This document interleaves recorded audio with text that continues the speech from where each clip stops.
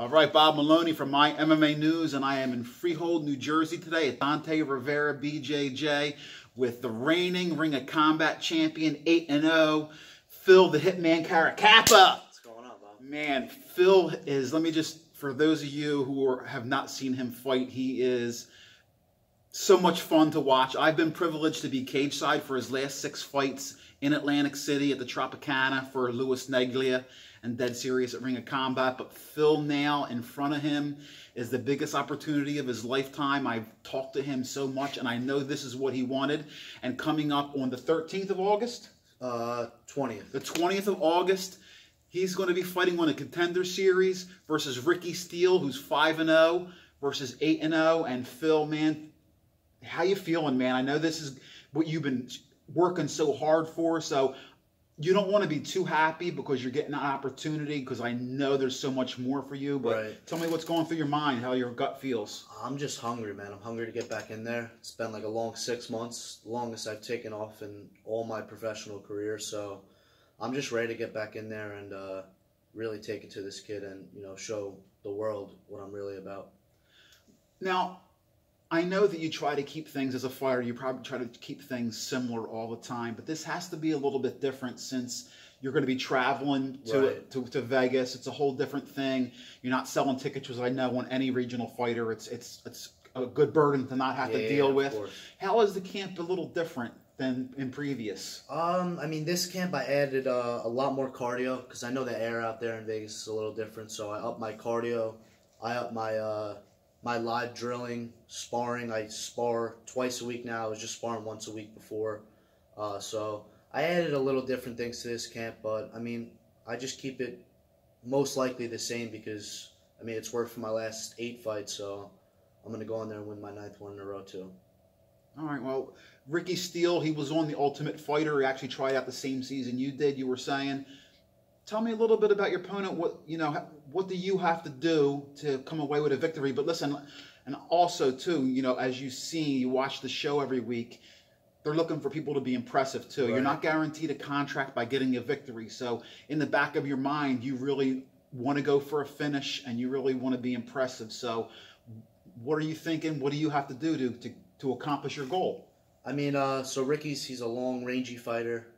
He prides himself in being a point fighter.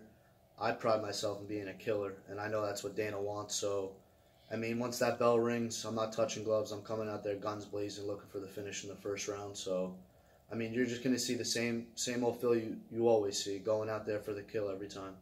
Well, one of the things I was saying earlier, how much I enjoy watching you fight, is because it's not really a skill, but one of the things that you can't measure is like determination and will. And it seems to me like your last fight, I thought it was close. I thought it was 1 round apiece, and I think that in between rounds, I don't know what Dante said to you or whatever, but you came out in that. You do? Okay, yeah. Well, you're going to tell me that because you came out I thought it was 1 round apiece.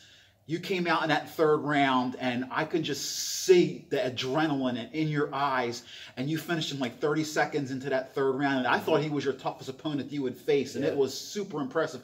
What did Dante tell you in between rounds? So, I mean, I thought I lost the first 2 rounds. So I came out there at the first round, I was like, I just don't feel right tonight. Dante's telling me, shut up. 2nd round, I come out, I'm like, this kid's tough, man.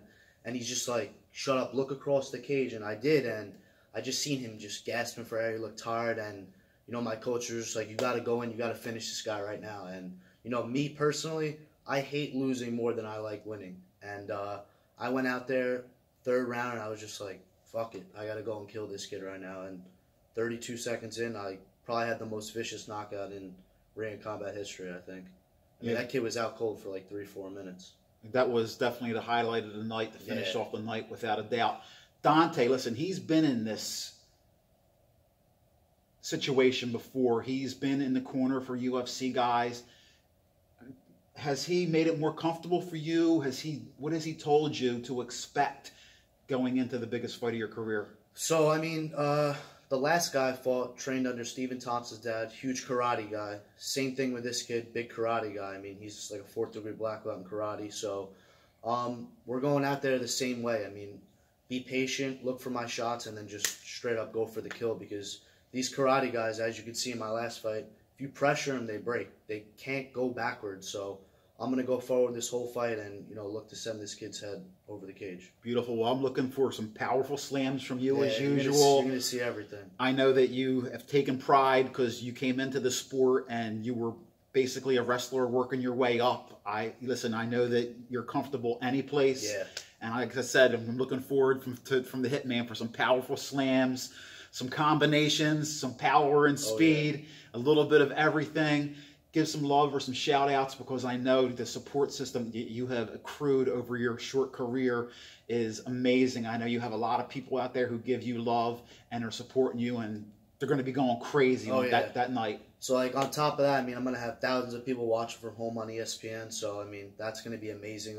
That lights a fire under me as it is. And then you were saying not selling tickets, but I got at least 20 people coming out to Vegas for this fight. So, and that's really driving me right there, that I'm going to be able to go into this arena and still have somewhat of a crowd, you know what I mean? So, shout out to everyone that's coming out, my family that's sacrificed everything for me. Ultimately, this is for them. I'm looking to take my parents out of work, and I know I'm going to be able to do that with, you know, a vicious knockout and get that 4-fight contract. Shout out to Apex Sport, best supplement company in the world. Shout out to Thrive Spine and Sports Rehab. They keep my body 100% going into every fight. I wouldn't be where I'm at without them. And other than that, you know, my coaches, my teammates, everyone that's helped me this far. I'm just excited to go out there on ESPN and show the world that, you know, I'm one of the best bantamweights in the world. Well, I'm happy that the whole country is going to get to see what I've got to see up close and personal. Phil is not just a great guy in the cage and fighter, a great guy outside the cage. Phil, best of luck to you, man. Thank you very much.